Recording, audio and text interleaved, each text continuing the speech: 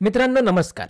जर तुम्ही डायनासोर संग्रहालयात गेलात तर तुम्हाला तेथील मार्गदर्शक असे सांगताना दिसतील की हा डायनासोर 50 दशलक्ष वर्षापूर्वी पृथ्वीवर अस्तित्वात होता. तो डायनासोर 70 दशलक्ष वर्षापूर्वी पृथ्वीवर अस्तित्वात होता. पण या ठिकाणी माझा प्रश्न असा आहे की आपल्याला हे सगळं माहीत कसं होतं बरं? मग या व्हिडिओमध्ये आपण या संबंधीच्या 2 पद्धती पाहणार आहोत ज्यांचा उपयोग हे जीवाश्म किती जुने आहेत हे शोधण्यासाठी केला जातो. मग बघा, या जीवाश्मांचे वय कसे ठरवतात यासाठी काही मार्ग आहेत. त्यापैकी 2 आपण इथे बघूया. एक मार्ग म्हणजे त्यांची सापेक्ष खोली शोधणे आणि दुसरा मार्ग म्हणजे किरणोत्सारी वयमापन. बघा, ही नावं थोडी अनोखी आहेत ना. मग चला आता या पद्धतींबद्दल बघूया. आपण सापेक्ष खोलीपासून सुरुवात करूया. जर आपण लक्षात घेतलं की हे जीवाश्म कसे तयार होतात तर ही पद्धत समजायला सोपी जाईल.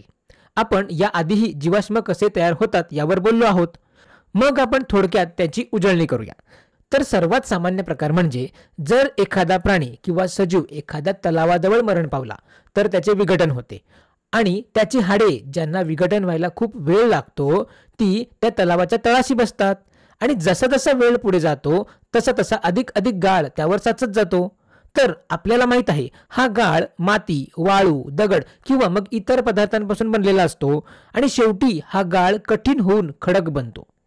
शेवटी पाण्याचे प्रवाह या लहान लहान फटीतून आत यायला लागतात आणि त्या पाण्यातील खनिजे हळूहळू हाडाच्या मूळ घटकांची जागा घ्यायला लागतात आणि ती हाडे शेवटी दगडात रूपांतरित होतात. बरोबर ना?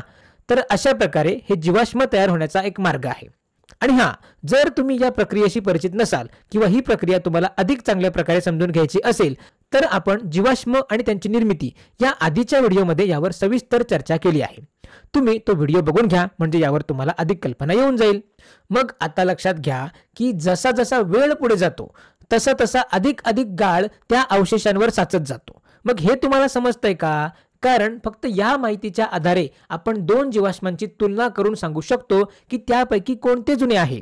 ठीक आहे, तर मी एक उदाहरण देतो. तर पहा, तुम्ही हे स्वतः करू शकता का? समजा की 2 जीवाश्म आहेत. तर हे एखाद्या डायनासोरचं जीवाश्म आहे आणि दुसरं कदाचित एखाद्या प्राचीन माशाचे जीवाश्म आहे आणि आपल्याला इथे त्यांची खोली दिली आहे. तर बघा, हे डायनासोर इथे सापडला आहे आणि हा मासा इथे सापडला आहे. फक्त त्यांच्या खोलीकडे पाहून तुम्ही अंदाज लावू शकता का की कोणते जीवाश्म जुने आहे आणि कोणते अलीकडचे आहे? चला प्रयत्न करून पहा. ठीक आहे, मला नक्की वाटत आहे की तुम्ही हे ओळखण्याचा प्रयत्न केला असेल. तर तुम्ही या जीवाश्माकडे पाहिलं तर त्यावर फारसा गाळ साचलेला नाही, म्हणून आपण असं म्हणू शकतो की हे जीवाश्म अलीकडच्या काळात तयार झालं असेल. पण जर तुम्ही या दुसऱ्या जीवाश्माकडे पाहिले तर त्यावर या पहिल्या जीवाश्माच्या तुलनेत खूप सारा गाळ साचलेला आहे, म्हणून आपण म्हणू शकतो की हे जीवाश्म जास्त जुने असेल. म्हणजे फक्त खोलीची तुलना करून ही गोष्ट लक्षात येते की हे जीवाश्म दुसऱ्यापेक्षा जुने आहे. मग ही आहे जीवाश्मांचे वय ठरवण्याची एक पद्धत. ठीक आहे, तर या पद्धतीमध्ये आपण असं म्हणतो किंवा मग बघा, मी इथे लिहूनच ठेवतो की जितके खोल तितके जीवाश्म जुने. मग चला हे तुम्हाला अधिक स्पष्ट दिसेल याची खात्री करूया. तर मग जितके खोल तितके जीवाश्म जुने. मग ही आहे पहिली पद्धत.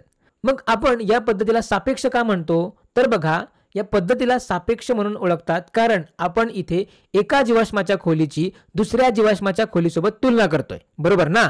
हे यापेक्षा खोल आहे किंवा मग हे यापेक्षा वर आहे असंच आपण म्हणतो.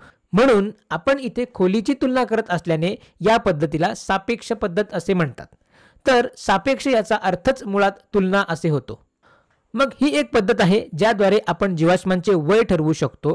पण लक्षात घ्या, ही पद्धत तेव्हाच उपयुक्त असते जेव्हा आपल्याला आधीच एका जीवाश्माचे वय माहीत असते.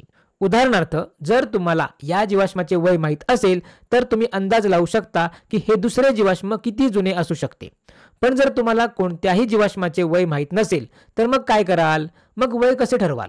मग यासाठी आपण दुसऱ्या पद्धतीकडे जाऊ, ती म्हणजे किरणोत्सारी वयमापन. मग हे काय आहे? तर आता सर्वप्रथम मला थोडीशी उजवीकडे जागा करावी लागेल. तर एवढी जागा आता पुरेशी आहे. बघा, तुम्हाला याची खूप सविस्तर माहिती घ्यायची गरज नाही, पण या पद्धतीची थोडीशी कल्पना यायला हवी.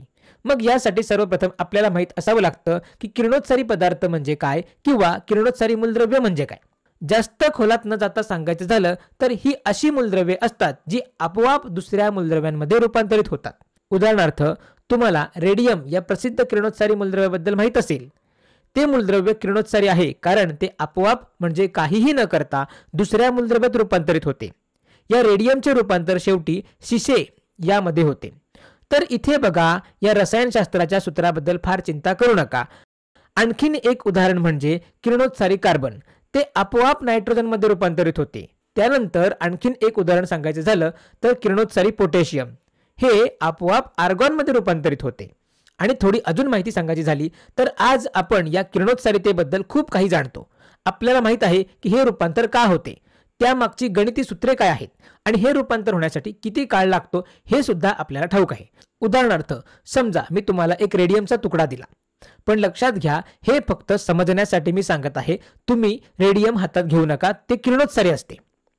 पण जर आपल्याकडे काही प्रमाणात रेडियम असेल तर असं दिसून आलं आहे की काही हजार वर्षात, कदाचित 10 ते 20,000 वर्षांनंतर त्या संपूर्ण रेडियमचे शिशामध्ये रूपांतर होते. किरणोत्सारी कार्बनची ही तीच गोष्ट आहे, पण ते अजूनच हळू होते.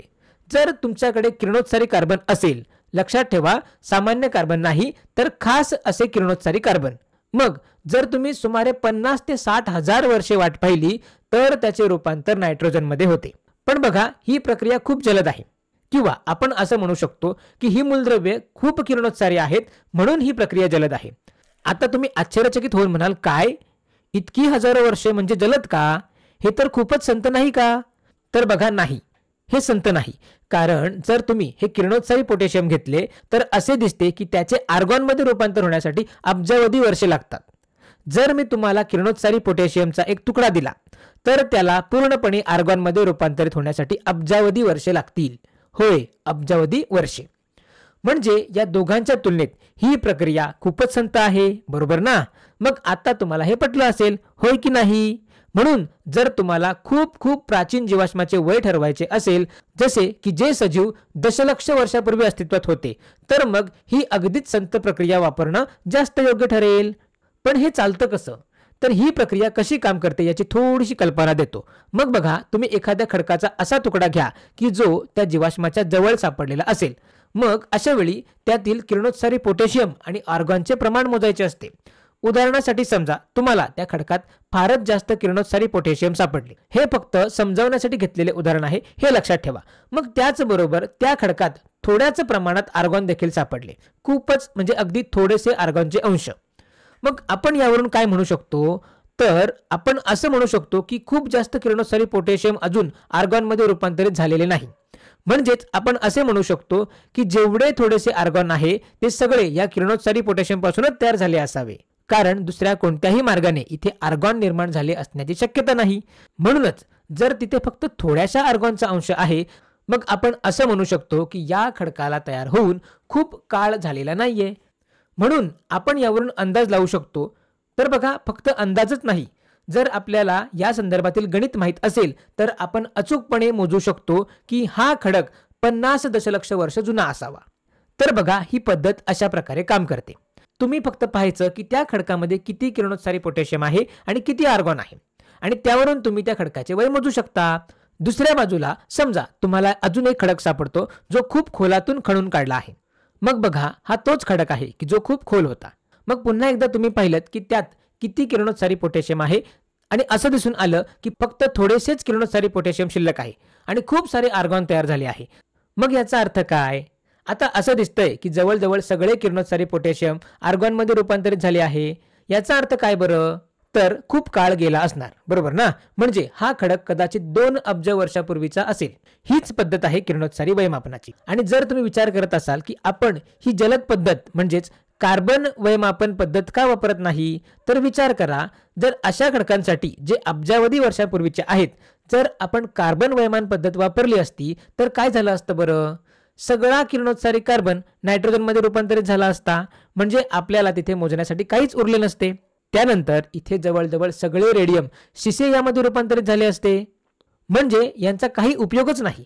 म्हणून मग आपण अशा मूलद्रव्यांचा वापर करू शकत नाही. म्हणूनच हे जलद रूपांतर होणारे मूलद्रव्य डायनासोरच्या जीवाश्माचे वय मोजण्यासाठी निरुपयोगी ठरतात.